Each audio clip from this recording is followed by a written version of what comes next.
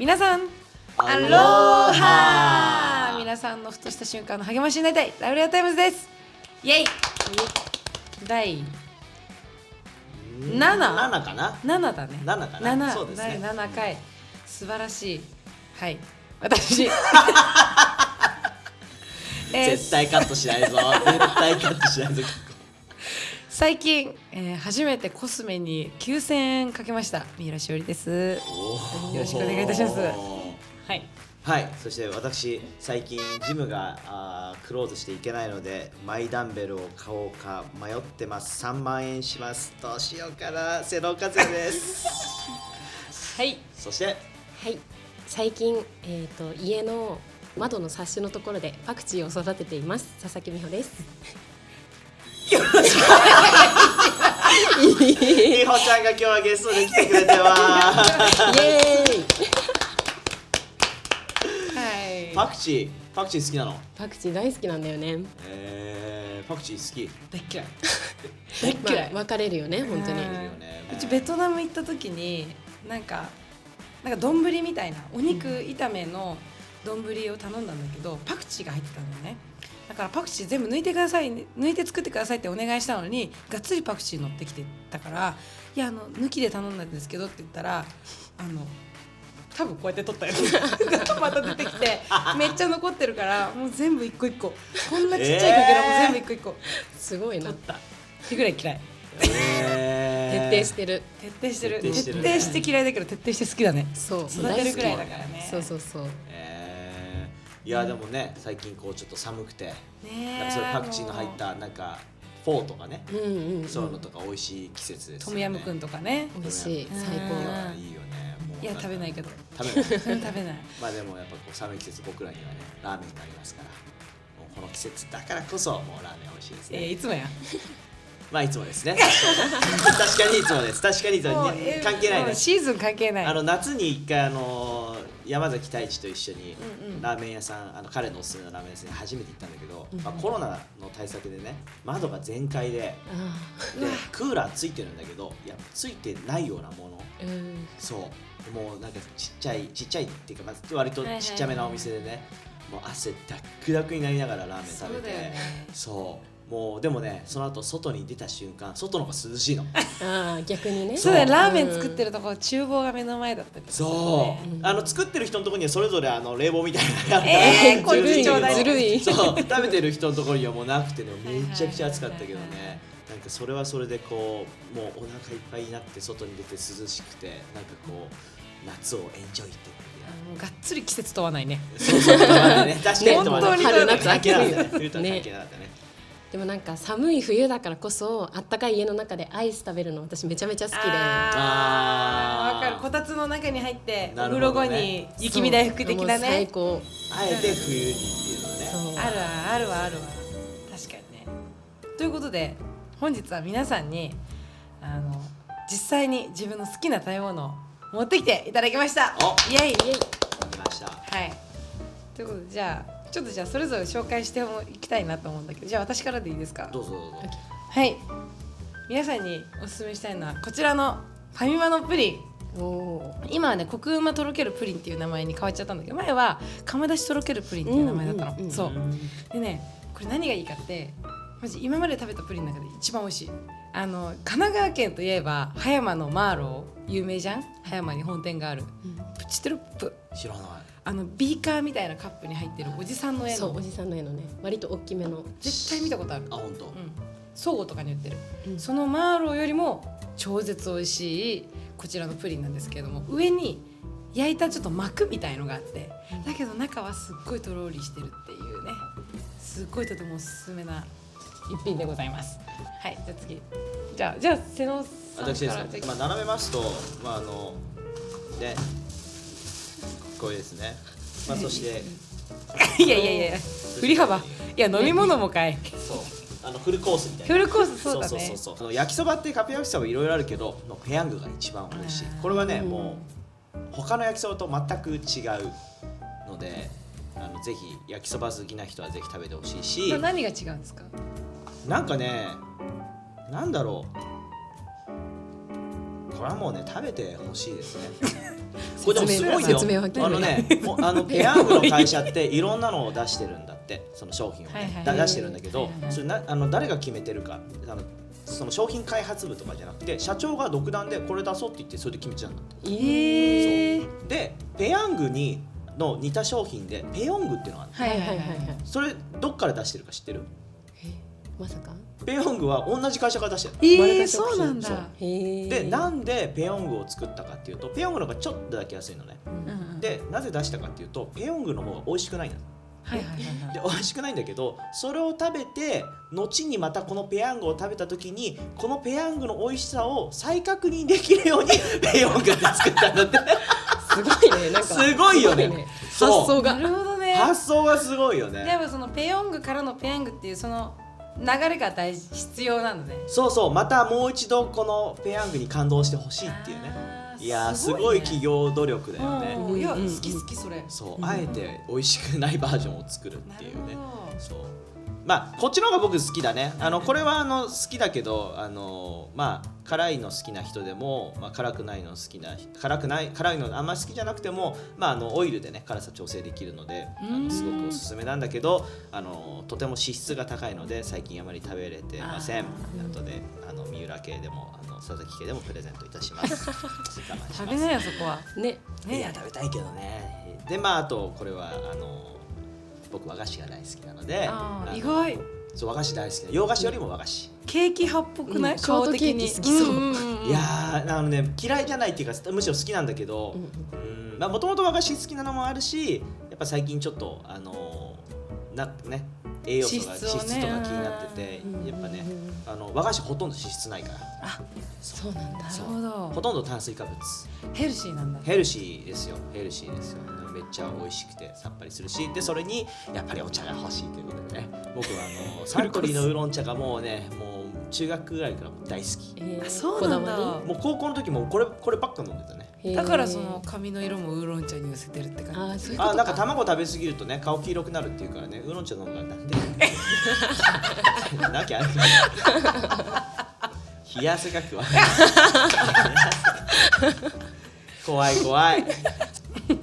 じゃあ次、佐々木先生お願いします。私もね、2つあるんですけど、まあちょっとね、1個は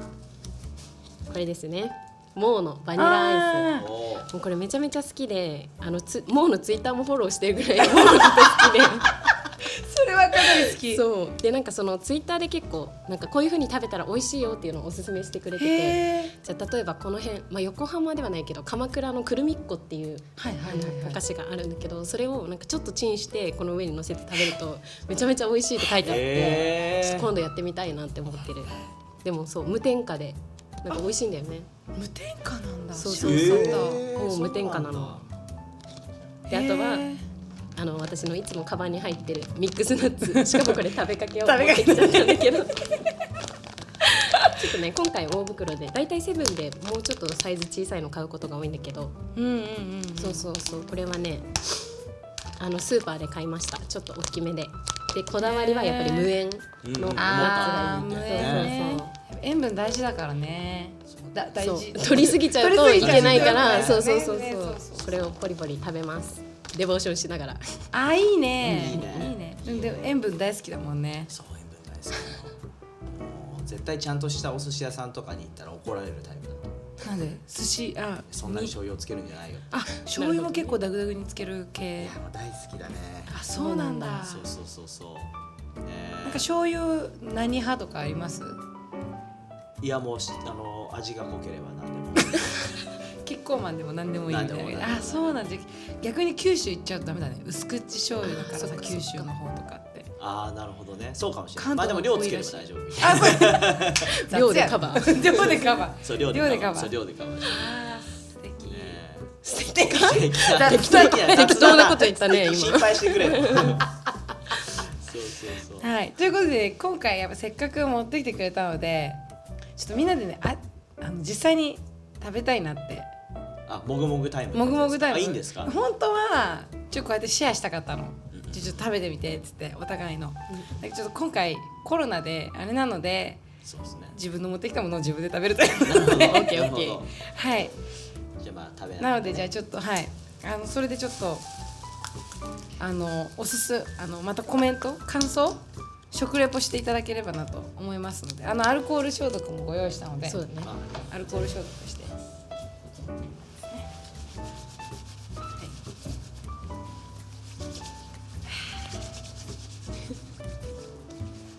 実食っていう人がいるんですよ北村克也さんっていう人がそうじゃあ今滑らせる空気作ろうとしちゃった。気になる人は北村さんのじゃあいただきますいただきます。実食はい実食はいほら見てちょっと見えるこの上の膜がパリって切れちゃってる全然わかんないわかんないわ、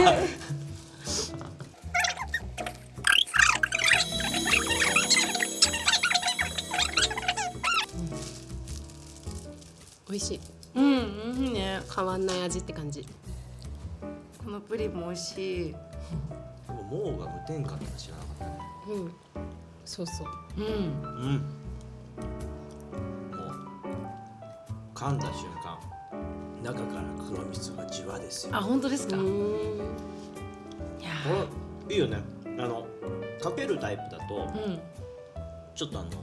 偏るじゃん。うん信玄餅って好きなのよ。うんぶっちゃけ信玄餅と味一緒っていうかさこれね言っちゃったなね餅だしきな粉だしさ。でも信玄餅って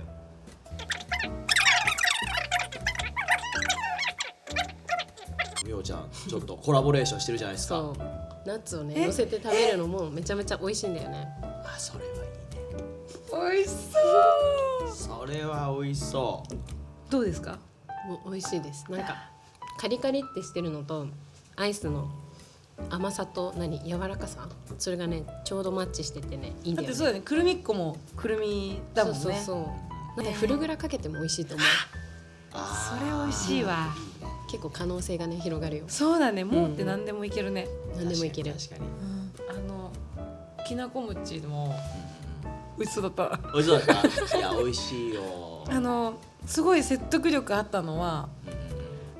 やっぱり信玄餅あやっぱこうもったいない黒もったいないね蜜たちも中に入ってるっていうのはすごいいい発想だなって思ってあいや本当ですよ。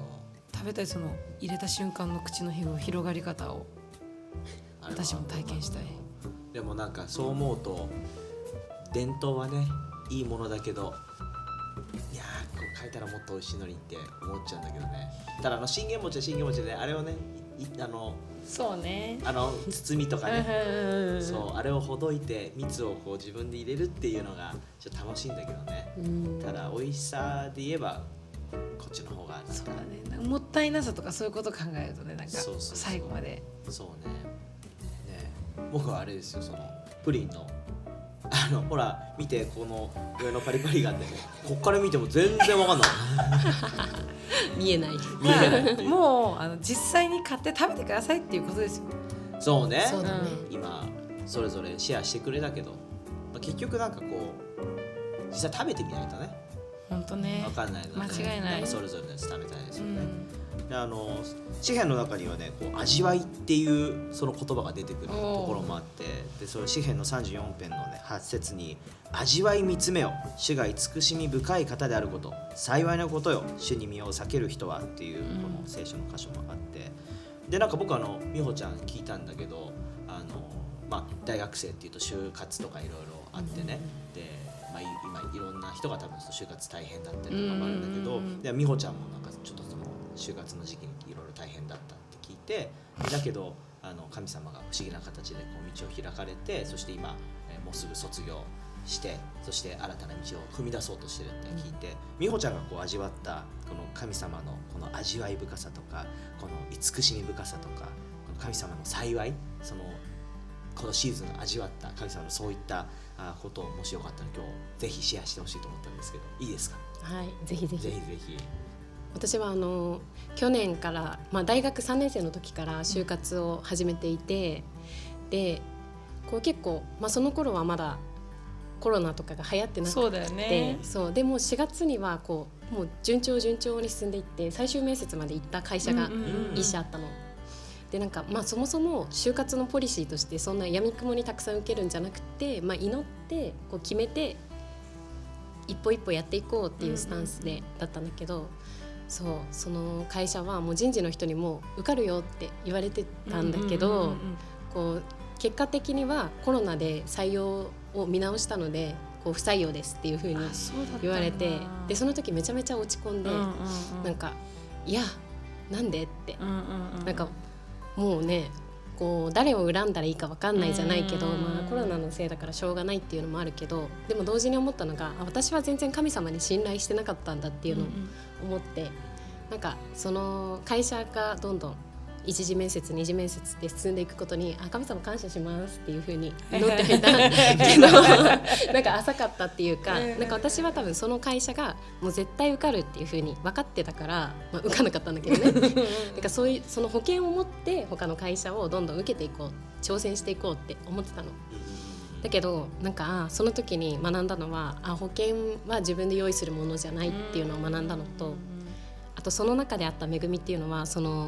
今自分がこういう落ち込んでる自分の不信仰さに落ち込んでるところにこう支えてくれる友達がいた。なんか同じ大学のクリスチャンの友達で、なんかそれをもう夜な夜な泣きながら落ちたっつって話して、でも私の信頼が本当になかったっていうのをなんか話して、でそうだよねっていう風に聞いてくれて一緒に祈って、その子もまだ全然決まってなかったんだけど、一緒に励まし合ってこう就活を進めていける友達がいたっていうのがすごく感謝だった。で、その件があってからもう本当に神様に信頼して就活しますって、開かれたところに行きますってで分かりやすく示してくださいって祈ったんだよね。でその後もうなんか会社にこう書類を出す落ちるって繰り返されてて、って思ってもう最初の初期段階の方でね、そう全部書類で落ちるんだけどっていう状態で、なんでって思ってたんだけど、でもその中でなんか私の中ではこう北海道で働きたいなっていう思いがなんか出てきて、それは多分父が北海道出身でそのルーツがあるから、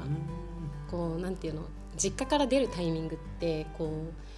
今かなってなんとなく思って、で北海道も住んでみたいなってなんかすごい思ってたから、北海道だって思いながらこう北海道の会社、感謝なことにオンラインでこういろいろ会社説明会とか面接とかが進んでいくから、じゃあ私もこう受けられるって思ってその就活を進めてたんだけど、もうね本当にびっくりするぐらい、そんなに6社ぐらいしか受けなかったんだけど、もう全部書類で落ちいやそんなことないでしょって思ってたんだけど、でふてくされて就活しなかった期間も2ヶ月ぐらいあったりしたんだけどでもなんかその9月に入ってなんか一つこう学生選挙、大学生の選挙団体で働かないっていう声がかかったっていうか、働かないっていう風にこう働かないのって言ってくれた友達がいて、でいやそんなことないよって、私は献身者にならないって思ってたのでも本当にそんなことないよって言ってたんだけど、ちょっと喋ってでこう自分の気持ちを整理していった時に、これ祈んなきゃなって思わされたの。でも祈りたくないって思ってる自分もいて、どうしようって思ってたんだけど、しょうがないから祈ることにしてもうねこの状況になっちゃったから。で、もし神様が道を開くんだったらこう御言葉の励ましがあるように、あとはこう自分の気持ちが今絶対無理、その働きは私にはできないって思ってるから、その感情が整えられていくように、あともう一個が周りの環境が整えられていくようにっていうのをこう祈り始めたんだよね。でもそしたら驚くことに、もうスコーンって道が開くってこういうことかっていう感じで、まず最初にこうその学生団体の人事はもう9月はねほぼ来年度の人事が決まっちゃってるから無理かもってなったんだけど、私が行きたい北海道だけはまだ探してるっていう風に言われて、でマジかと思って、でちょっと嬉しかったんだけど、でも実際にこうどのくらいこう収入があって自分でどのくらいお金を作っていかなきゃいけないとか、そういうことを聞いた時に、もうこれは無理だってこれは私は生活できないからできませんって思ってたのね。そうでも祈って、友達と相談したりして祈っていく中で、こう御言葉も与えられてるよって言われて、って何事ってそのある友達が話してくれたんだけど、その詩編の23編の6節、誠に私の命の日の限り慈しみと恵みが私を追ってきます、私はいつまでも主の家に住まいましょうっていう御言葉が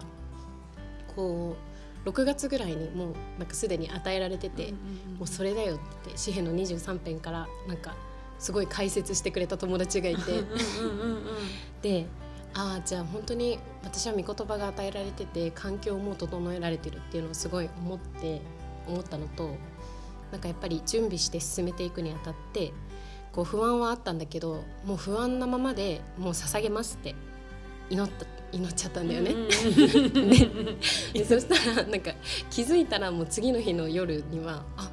特に経済面で不安だったんだけど、それがスーッとなくなってたっていうのをこう経験して、すごいな神様って思ったし、なんか私もこう無理だと思ってたからやりたくないだったんだけど、自分の気持ちっていうのはやりたいだったんだよね。なんかそこに気づくことができて、じゃあ祈り始めた3つのこと全部コンプリートされてるっていうふうに思って、でで話が進んでいって、こう4月からはその学生団体で北海道で働くことになったっていう経緯がありましたね。だからなんかね、本当すごいなって、神様、もう本当に神様が行ったとしか言いようがないっていうか、なんかこのコロナの状況もそうだし、もしコロナじゃなかったらきっと会社は決まってた4月の時点で、だからなんかもうこの全部のことが全部つながってこう今があるっていうのを思って、本当に神様ってすごいなって思った。だね。僕も少しなんだろう、その話の一部しか聞いてなかったから、今改めて聞いて、そうだったんだ。泣きそういや本当にそう。しかも今僕らちょうど出エジプト記を読んでるんですよ。そうだからなんかそのモーセの姿となんかこう美穂ちゃんの今のストーリーがものすごくこうなんかパチってこう来て、重なってね。だからもうそのモーセの時代から今のこの時代、この美穂ちゃんとか僕たちが生きてる時代に至るまで神様本当に忠実な方で、同じ神様で今も奇跡を行われる方で、なんか今日僕その出エジプト記の読んでて、でモーセが神様にこの前には海、後ろにはエジプトの軍勢っていうところで、モーセが言われたことはその海に向かって杖をこうね上げなさいっていうことじゃん。で今日それですごく思ったのが、僕らってこう何か神様からしなさいって言われた時に、それ自体がこう全て問題を解決してくれることにつながらない。だけど神様あなたに信頼しますっていうそのアクション、それをこう聞かれてることがあって、そしてそれをやった時にその奇跡を行われるのは神様。そのモーセが選んだ時に海が分かれて乾いたところをイスラエルの民が歩くことができて、美穂ちゃんの話聞いててなんか改めてアーメンだなと思って、美穂ちゃんに言われたこと、いろんな扉が閉ざされて、コロナがなかったらもう行けてたのにって、就職決まってたのにっていろんな扉が閉ざされてる中で、でも神様はあなたに信頼してませんでした、信頼することを選びますっていうアクションを取った時に不思議な形でこう扉が開かれていく。そうめっちゃもう励まされたし、神様のなんか慈しみ深さ、力強さをこうちょっとこう味わわせてもらったなと思って、ちょっとジンときてます。もう涙目です。やばいです、半端ないね。このコロナの状況でかなりやっぱり影響を受けた世代で、次の年の今年の次4年生になる、これから就活する大学生たちもかなり不安な状況になると思うし、でもなんか改めて美穂の話聞いて、必ず神様は将来と希望を用意してくださってる方なんだなっていうのを改めてすごい感じるし、それを必ず忠実に行ってくださる方なんだなって、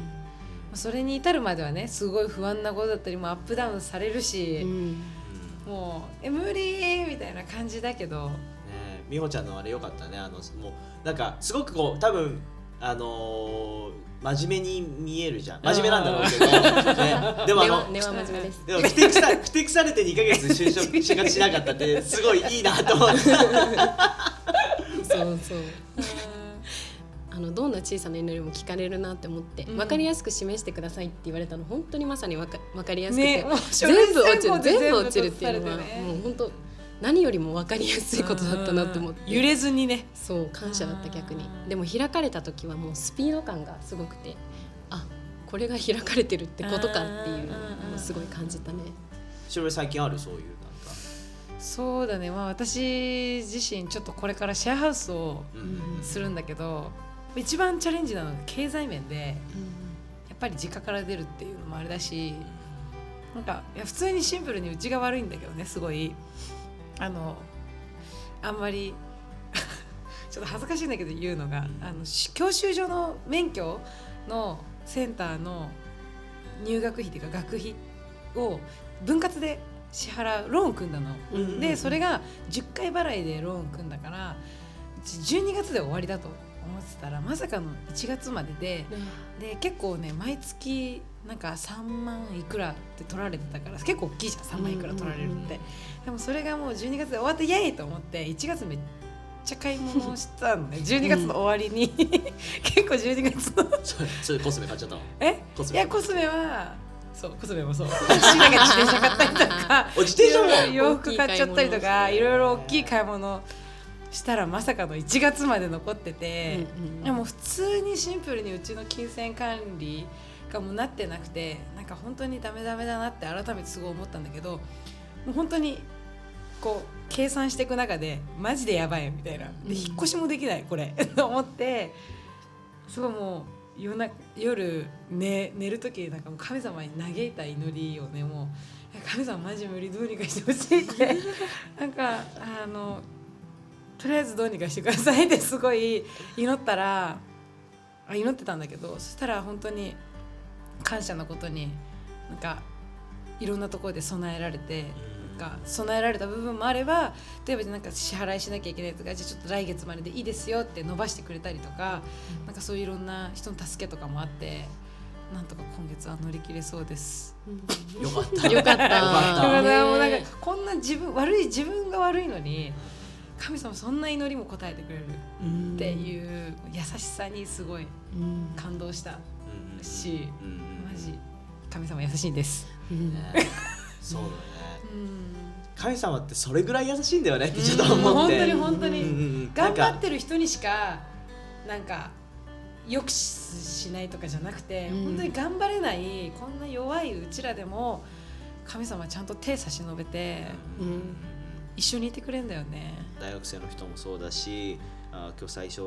方に読んだ詩篇の34編の8節ね、みんな時間あるときぜひ読んでほしいなと思って、味わい見つめよ、主が慈しみ深い方であること、幸いなことを主に身を避ける人はこれを実際に読んでぜひ味わってほしいよね。僕らも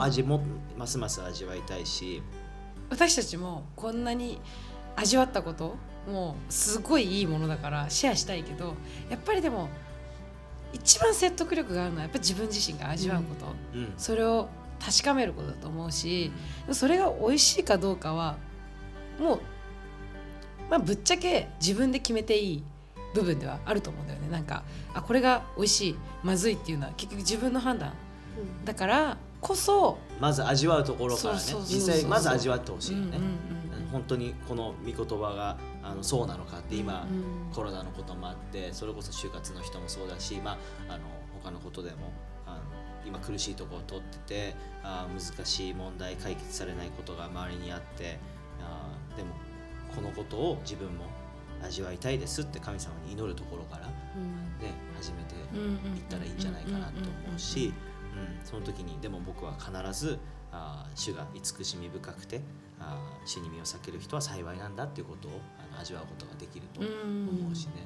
だからこそしおりが言ったみたいにまず味わってからにしてほしい、味わう前に遠慮するんじゃなくてね、してほしいね。本当に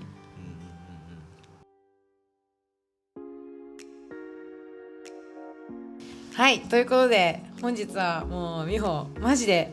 ありがとう、ゲストで美穂が来てくれました。ありがとうございます。ありがとう、超励まされたね。本当に美穂の新しい北海道ね新天地での新しいシーズンも本当に祈ってるし、また新天地新しいシーズンを迎える皆さんのためにも本当にお祈りしています。ということで次回のテーマはトレジャーということで、皆さんの宝物また思い入れのある大切なものを教えてくださいということでですね、教えていただきたいと思います。みおちゃんありますか？そうだね、パッと言われてなんか出てこないな。なんだろう。結構ね出てこないんだよね、パッと思うと。そうね。なんか逆にある風。僕はハワイでね住ませていただいてた家族が大学短大卒業した時にくれたウクレレがめっちゃ宝物ですね。K って書いてあったんで、何自分のイニシャルまで入れてくれたのって言ったらメーカーの名前がでも大事な宝物です。はい、という感じでですね、皆さんの大切な宝物とか、また思い出のあるものとかを、ぜひ教えていただけたらなと思います。YouTube の概要欄のところに Google フォームのリンクを貼っておりますので、そちらから送っていただくか、また Instagram を通して、教えていただけたらなと思います。はい、ではまた次回のラウレアタイムズでお会いしましょう。いいですか？はい。せーの。ブレスユー。アロハー。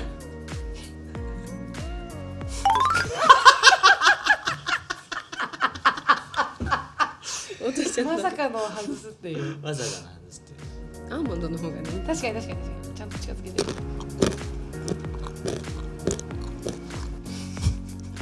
聞いてるこっちは超微妙。だよね。何の映像って。はい、バイバーイ。